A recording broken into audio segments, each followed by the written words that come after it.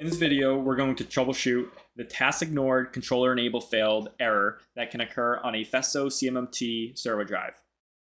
In this video, I will walk you through what the error looks like when it occurs, how it is triggered through Festo Automation Suite, and then the root cause, how the symptoms appear in a Allen Bradley PLC, but then also in Python code.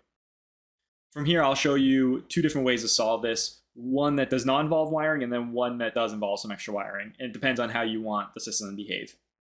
Let's dive into the hardware. I'm using a Festo CMMT-AS servo drive. This also is applicable to the ST, lower voltage servo drive. I'm using a EMMT-AS servo motor, and then this is on a tooth belt ELGD linear axis. Let's first take a look at Festo Automation Suite to see what the error looks like. Right now, my drive is in an errored state. If I take a look, it's saying task ignored, controller enable failed, and I can also see this under the diagnosis tab here. Now I'm going to take a step back and show you what this looks like from an Allen Bradley PLC perspective.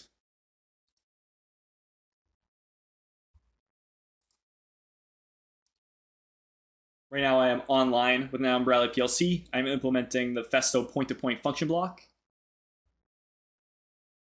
And what you'll notice is that if I try to clear the error, I no longer have an error, but the axis is locked out. If I try to enable the axis, it fails to enable, but there isn't an error on the drive. And it's because the AOI itself is preventing you from sending the command that would cause the error on the drive. So this is one way we can see the issue. I'm going to go offline with this PLC, and then we're going to switch over to Python.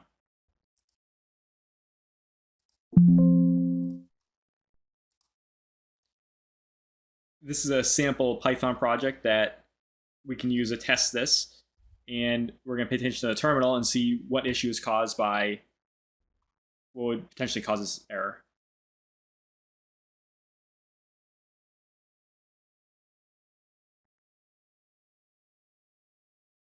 After a timeout trying to enable the motor, you can see here that after trying to enable the power stage, it was canceled after a timeout. So this is showing you from two different upper level controller perspectives how this issue is going to come up. Then usually what you might do is go back to Automation Suite, and you're going to try to control the motor through here. So I'm going to take PLC control, and then when I try to enable the motor, it immediately errors out, and that's when this error pops up. So I'm going to clear this. Now let's take a look at two different ways to solve this. If I go to parameterization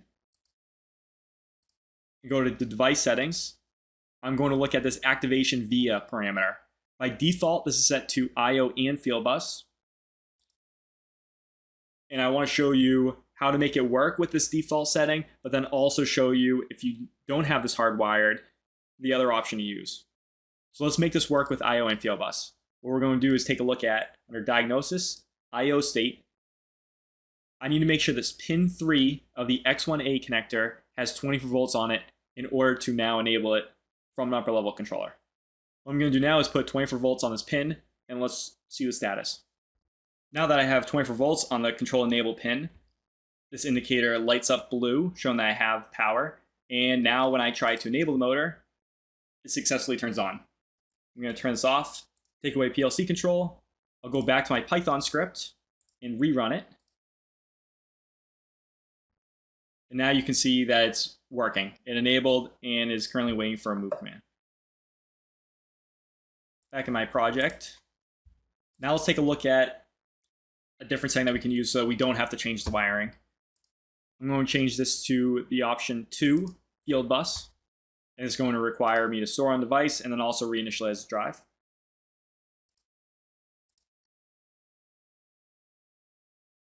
Now that the drive is reinitialized, I can go back to this status here for my IO state.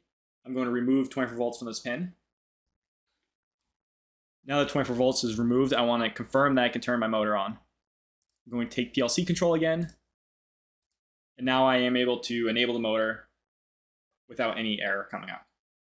So in this video, I covered how to troubleshoot this task ignored control enable failed error. We pointed to the root cause being either not having wiring on the control enable pin or not having the right activation via parameter set. And I also showed you how this error can occur either through Festo Automation Suite or through two upper level controllers being an Allen Bradley PLC and a Python script.